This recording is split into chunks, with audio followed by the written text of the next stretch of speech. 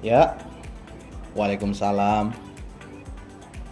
Oh iya, ketua kelasnya ya? Baik. Jadi sudah ada di kelas semuanya. Oke, saya menuju ke kelas sekarang. Ditunggu ya.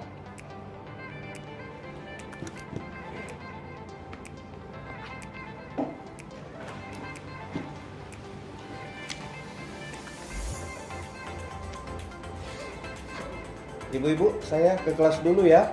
Oke, Pak.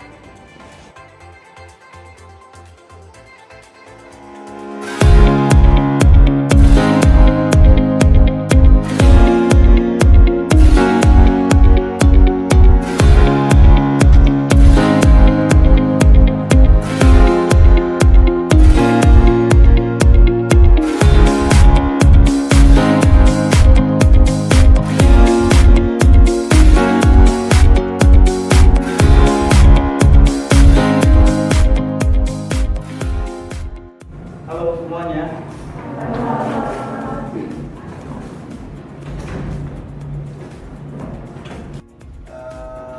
Kita tetap ya, apapun yang terjadi pada diri kita tetap bersyukur kepada Allah. Baik, adik-adik mahasiswa sekalian, sebelum memulai perkuliahan kita pada pagi hari ini, tentu saya ingin mengajak kita semua untuk berdoa agar perkuliahan kita pada hari ini mendapatkan keberkahan dari Allah Subhanahu wa taala. Ya. Mengawali aktivitas berdoa dimulai.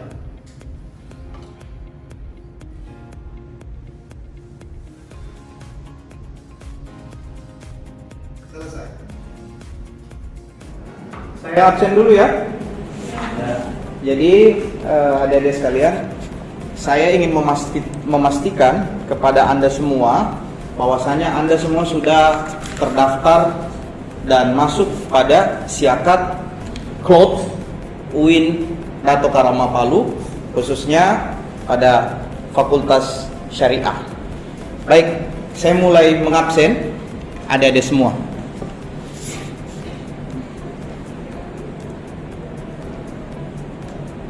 Muhammad Adriansyah, Hadir Pak. Nur Hija, ada Nur Hija ya. Safarni, Safarni. Andi Rafli Fatih. Hadir Pak. Baik ya, terima kasih adik-adik sekalian sudah hadir dalam perkuliahan ini, dan pastikan ketua kelas tidak ada yang terlambat ya. Ya, jadi saya ingin memastikan kepada kita semua, yang pertama tidak ada keterlambatan, sebagaimana kontrak kuliah kita yang awal, bahwasanya tidak boleh ada yang terlambat dalam perkuliahan saya. Ya, tahu sanksinya kan? Kalau sudah terlambat, maka saya tidak memperkenankan mahasiswa yang bersangkutan untuk masuk. Ya, sekali lagi bisa dipahami nih. Oke. Baik, adik-adik sekalian, sekarang kita akan langsung masuk pada perkuliahan kita. Sebagaimana yang kita telah rencanakan, jadi hari ini kita akan melanjutkan mata kuliah kita masih terkait dengan legal drafting. Baik, adik-adik sekalian sudah siap semua untuk memperhatikan? Siap. Begitu, harus tetap semangat kita.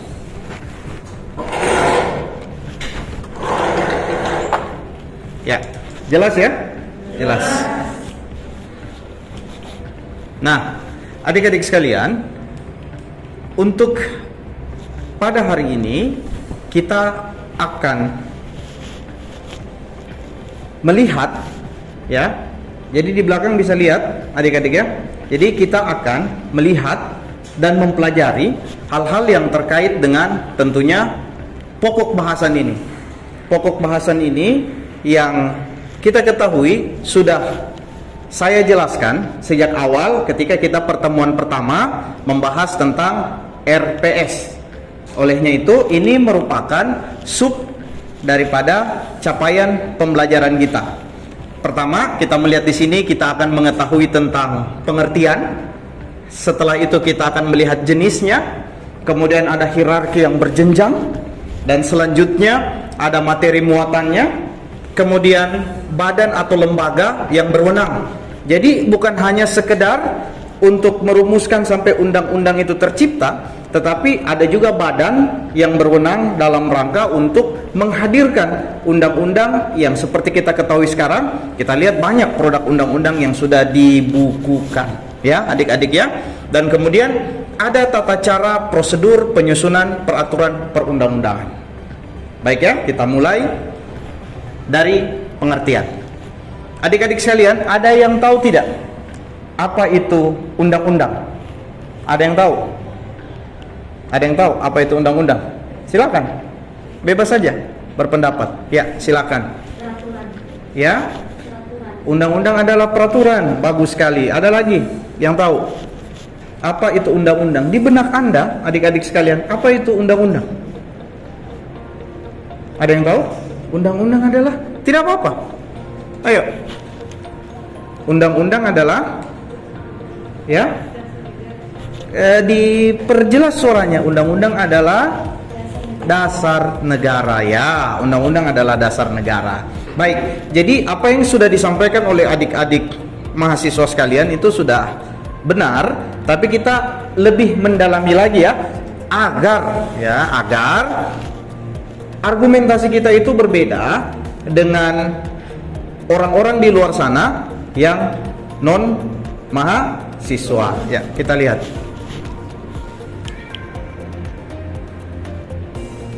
Di sini ada pengertian. Jadi adik-adik sekalian, peraturan perundang-undangan itu adalah segala peraturan negara. Segala peraturan negara. Kalau kampus buat peraturan undang-undang tidak? Ya, karena dia hanya berlaku untuk ruang lingkup tertentu.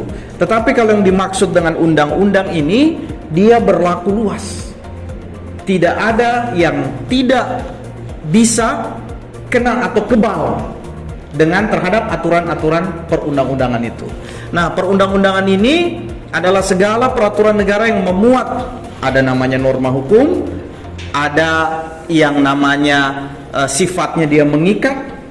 Jadi dia mengikat siapa saja, siapapun itu, dia orang Indonesia kah atau orang di luar Indonesia yang kemudian masuk ke Indonesia dan berbuat kejahatan di Indonesia, maka kita berlakukan undang-undang kita. Ya, dibentuk dan ditetapkan oleh lembaga. Undang-undang itu dia harus dikeluarkan oleh sebuah lembaga negara. Kalau saya buat undang-undang, boleh enggak saya keluarkan undang-undang? Adik-adik sekalian, para mahasiswa sekalian, hari ini saya akan mengeluarkan undang-undang tentang larangan, ya umpamanya ini ya, larangan tidur dalam kelas. Boleh tidak saya keluarkan? Boleh tidak? Ya tentu tidak boleh dong adik-adik. Kalau saya mengeluarkan itu, berarti saya hanya mengeluarkan aturan, bukan undang-undang. Karena itu tidak berlaku untuk kita semuanya. Dan saya juga mengeluarkan itu pribadi saya. Saya kan bukan lembaga negara. Lembaga apa yang mengeluarkan undang-undang adik-adik? Ya, ada namanya MPR, ada namanya DPR. Itu semua disebut dengan lembaga legislatif. Ya, oke, sebentar ya akan kita bahas. Baik, adik-adik sekalian, selanjutnya kita akan melihat di sini apa sih ciri undang-undang itu. Jadi kita sudah tahu tentang pengertian, sekarang kita akan membahas tentang ciri undang-undang. Jadi undang-undang itu adik-adik adalah keputusan yang dikeluarkan oleh yang berwenang. Kalau bapakmu di rumah keluarkan aturan, ya, itu bukan disebut undang-undang. Itu hanya merupakan keputusan bapakmu saja, ibumu saja, orang tuamu saja. Ya, dan barangkali hanya mengikat bagi Anda. Dia tidak mengikat anaknya tetangga. Ya, hanya mengikat dalam internal keluarga Anda. Dan orang tua kita dalam hal individunya, dia bukan lembaga, tapi personal. Undang-undang itu harus dikeluarkan oleh yang berwenang, yang isinya mengikat secara umum, tidak hanya mengikat orang tertentu. Kalau hukum adat adik-adik, dia bisa dikatakan undang-undang atau tidak? Ya, karena tidak mengikat ya keseluruhan, hanya pada daerah tertentu. Kita tidak mungkin ya.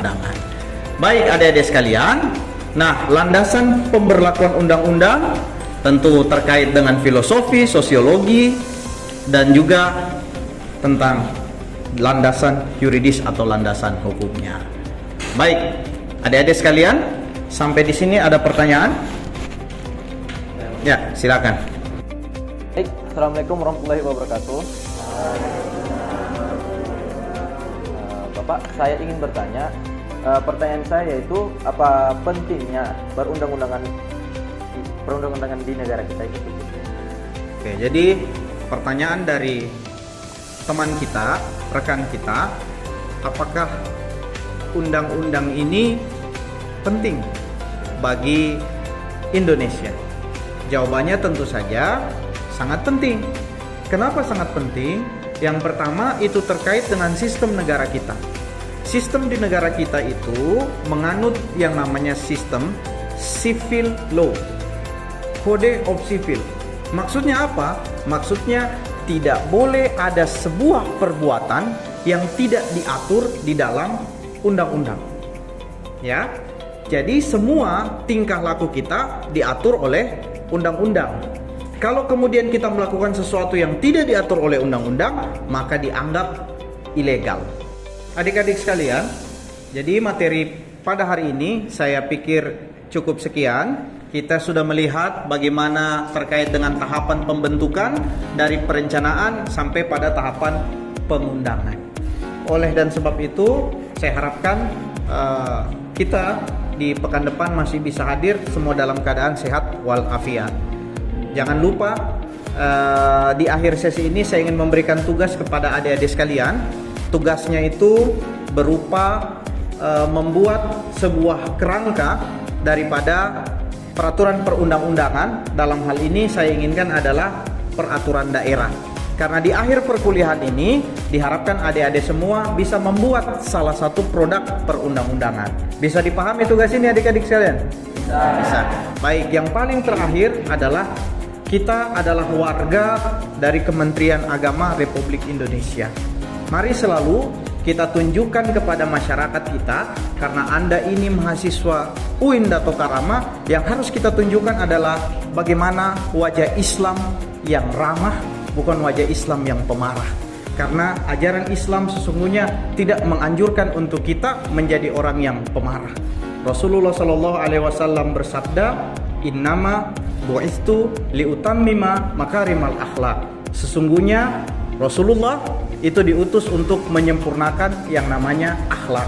Kemudian pesan saya juga tetap pegang teguh kebinekaan, bertoleransi antar umat beragama, karena almarhum Gus Dur, Kiai Haji Abdurrahman Wahid pernah mengatakan bahwa berbuat baiklah Anda, maka orang tidak akan menanyakan apa agama. Demikian kuliah kita hari ini, saya akhiri. Wallahul muwaffiq ila aqwamit thariq. Assalamualaikum warahmatullahi wabarakatuh. Waalaikumsalam.